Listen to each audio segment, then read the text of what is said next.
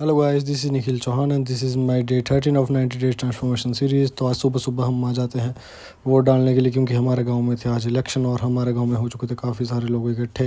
अब तो शाम को देखने वाली चीज़ होती है कौन जीतता है कौन नहीं। और इसके बाद हम चल पड़ते हैं सीधा ड्यूटी पे आके हम संभाल लेते हैं अपना सिंहासन, और सिंहासन पे बैठते ही हम लगा देते हैं अटेंडेंस अपनी और सबकी, क्योंकि वरना मैनेजर पैसा काटेगा, जो कि मेरे को बिल्कुल भी पसंद नहीं है।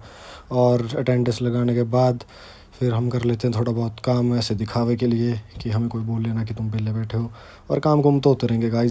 इसके बाद मैं आ जाता हूँ पेट पूजा करने। मैं लेता हूँ अपनी सेकंड मील, जो कि होने वाली थी दलिया, और दलिया वगैरह अच्छे से खा के हम चले जाते हैं लंच के लिए दही और केले लाने, क्योंकि इनके बिना मेरा काम नहीं चलता। केले प्री वर्कआउट में काम आते हैं, और गाड़ी भी आ चुकी थी लोडिंग के लिए, इसलिए अब थोड़ा बहुत काम भी करना पड़ सकता है।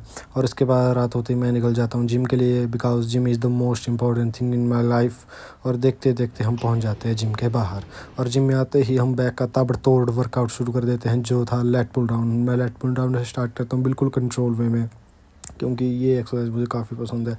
और इसके बाद हम लगाते हैं close grip lat pull down, ये भी बिल्कुल कंट्रोल वे में, बिल्कुल स्लो, ताकि हमारी बैक पे पूरा प्रेशर आ पाए। और इसके बाद मैं आ जाता हूँ बैंड ओवर रो में, इसके लगाता हूँ मैं 3 सेट। हालांकि बैक इंजर्ड होने की वजह से मेरे से अच्छे से नहीं लग रही थी, बट फिर भी इंजरीज तो होती रहती है, मैं इसको तो मैं लगा के रहूँगा।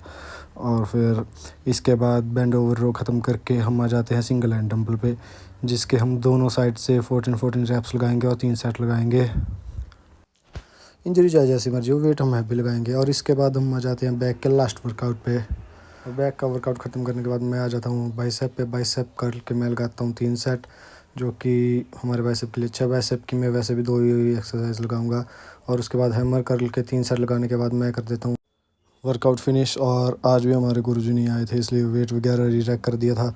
लोग पता नहीं क्यों यार इधर उधर वेट फेंक के चले जाते हैं। अगर तुम मार सकते हो ना भाई, तब री-रैक भी करके जाया करो, अदरवाइज़ ऐसे तुम्हारे वर्कआउट करने का फ़ायदा नहीं। अगर आप तुम अपना ही मारा हुआ वेट री-रैक नहीं कर सकते ना, फिर अदरवाइज़ कोई फ़ायदा नहीं है। उसके बाद हनुमान दादा का आशीर्वाद लेके हम चल पड़ते हैं घर की तरफ।